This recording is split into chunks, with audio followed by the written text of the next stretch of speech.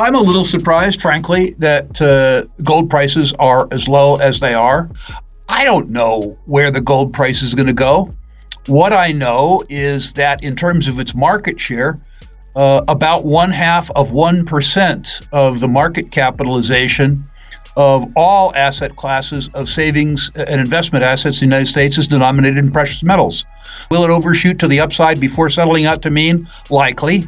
Will it actually revert to mean? Not exactly, but I'm a huge believer in reversion to mean. I am also a holder of liquidity in gold. But if you are going to be a holder of liquidity in gold, you have to be psychologically willing to sell it. Important that if you hold gold for liquidity, which I do, that you maintain the psychological predisposition to be able to sell it. In today's market recap, silver price recovers after testing $27 psychological level. Silver rebounds, rising 0.38% amid increased buying interest, remains bullish, trading between Fibonacci levels of 24.33 and 29.78.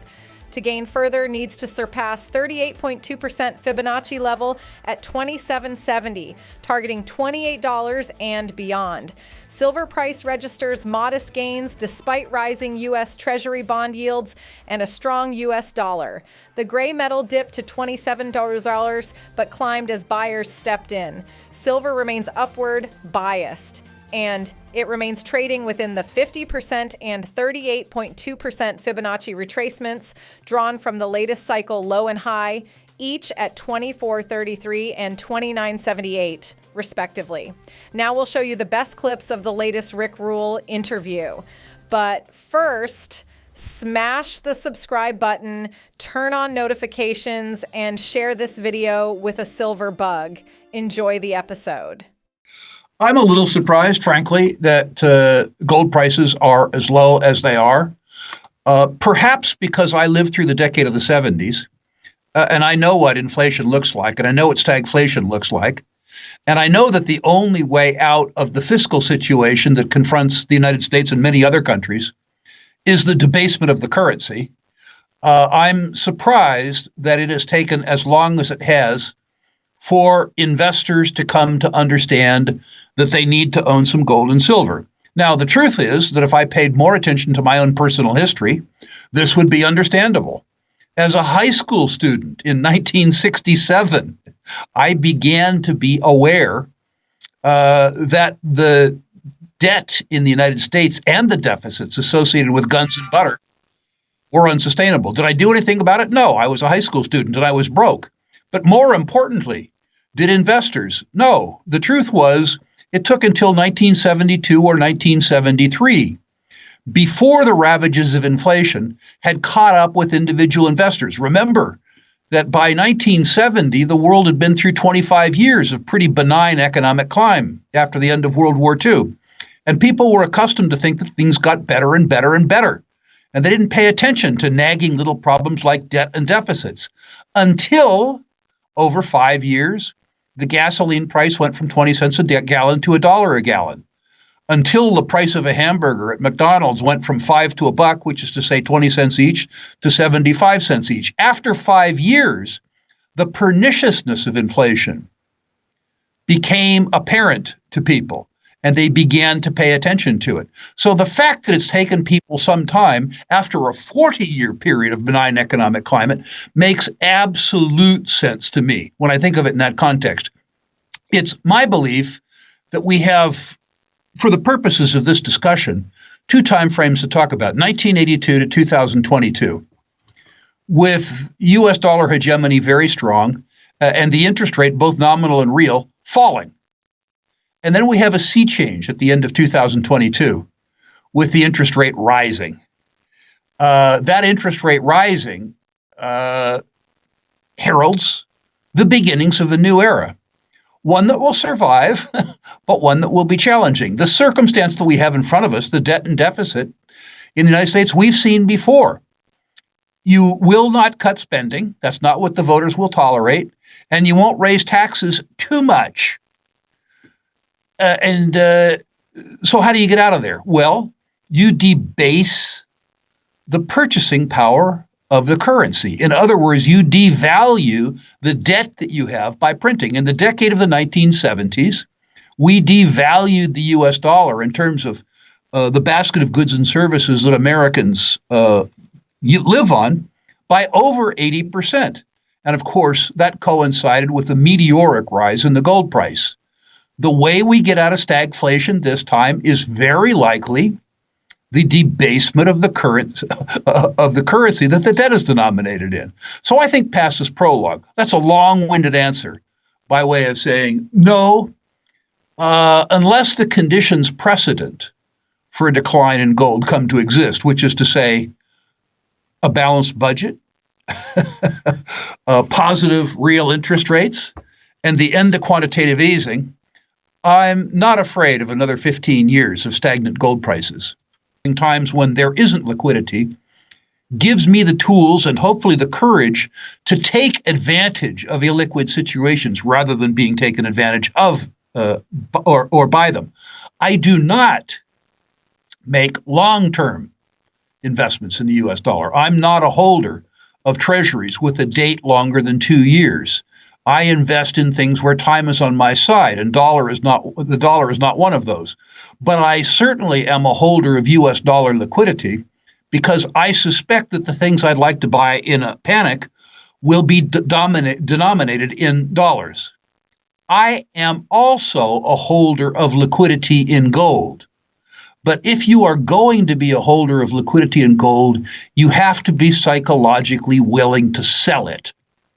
I remember very well in a couple prior panics, clients of mine who had large gold holdings were unwilling to sell it, to use the stored wealth in gold to diversify into asset classes that stood a better chance of performing in the panic. So for those people, their gold wasn't liquidity, particularly in 2008, when, as a consequence of illiquidity, the gold quote fell too.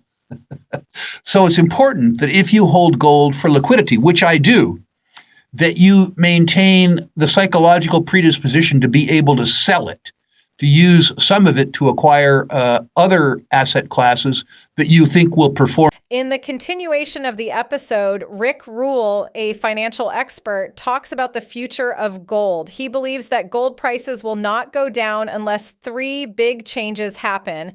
The government balances its budget, interest rates go up, and the government stops increasing the money supply. Without these changes, Rick thinks gold will stay valuable for many years. He feels confident because these economic conditions are not likely to happen soon. In his discussion, Rick shares some smart investment tips. He likes to invest in things that are very important but not expensive right now, like natural gas and lithium. These resources are crucial for our daily life and the future of technology, especially as we move towards using more green energy and electric vehicles. Rick explains that when things are cheap, not many people want them, but eventually they become valuable as they become rarer. Rick also talks about how markets behave. He says that if something is priced too low, it won't be available after some time because no one will make it anymore. This makes the price go up later. On the other hand, if something is too expensive, the high price will eventually come down. Rick stresses the importance of being patient and understanding these cycles in the market to make good investment decisions. Like and subscribe if you find our recaps valuable. Now let's get back into the episode. Has already occurred. First of all, I think you're seeing more and more disintermediation, which is to say selling of the dominant class of assets. I think ironically, and I know this is counterintuitive, a declining interest rate would bring us to the point where we were nervous about the return of inflation, which normally prompts institutional investors to go to gold and silver. In this particular case, the sense of persistently higher interest rates means that the capitalized value of their long bond portfolio falls at the same time that their cost of funding it or their needs increase. It's disintermediation out of long-term debt that drives the gold price. It's important, I think, for your listeners to recognize that the increase in the gold price that we have seen in the last 2.5 years, from circa $1,800 to $2,300, a 20% move that we're seeing today, hasn't occurred because of institutions, and it hasn't occurred because of individuals. The move that we've seen in gold so far is all about central bank buying. So the only motivated buyer has been the buyer that's afraid of US dollar hegemony. We haven't seen buying that is afraid of the deterioration of the purchasing power of the US dollar. If you look at almost any currency in the world except the US dollar, you will see that gold has broken out into real all-time highs. In US dollar terms, there are some people who suggest that this is a real high, but they forget about constant dollar measurements. For a constant dollar measurement to break out to a high in US dollar terms, I think it's $2,700 or $2,700.50 gold, which I'm confident, sadly, that we'll see. The first is compounding, which requires patience. A lot of investors who don't have a philosophical precept have trouble holding stock over a long weekend. The second thing that I think investors need to remember is that markets work over time. And if you're patient, time works for you. The cure for low prices is always low prices, and the cure for high prices are always high prices. It's difficult for people to understand that.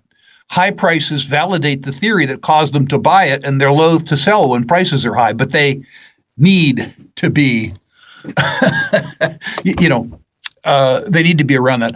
The third thing is reversion to mean.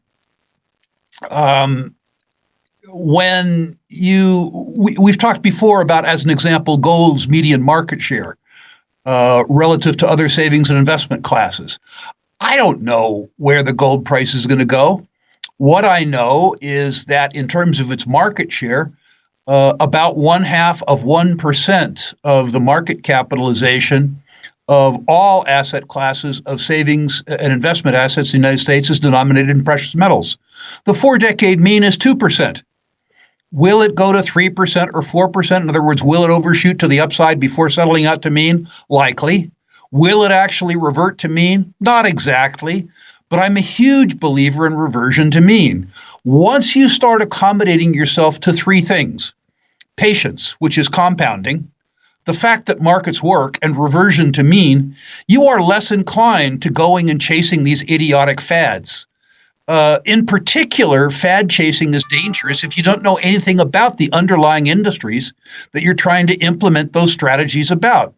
So people tell me all kinds of cool things about technology, and I listen to them out of interest because I'm an interested guy, but I don't invest in technology because I don't understand it. People tell me about all kinds of consumer trends. That's great. I love it. I'm glad that there's lots of things that people can buy that make them happier. But I'm disinclined myself to invest in them because I don't understand them. I stick to what I know. And by sticking to what I know, using time, which is to say compounding, the sense that markets work, and the concept of reversion to mean, over the fairly long term, I seem to do okay, irrespective of the fact that I'm not an ambulance chaser or a trend chaser.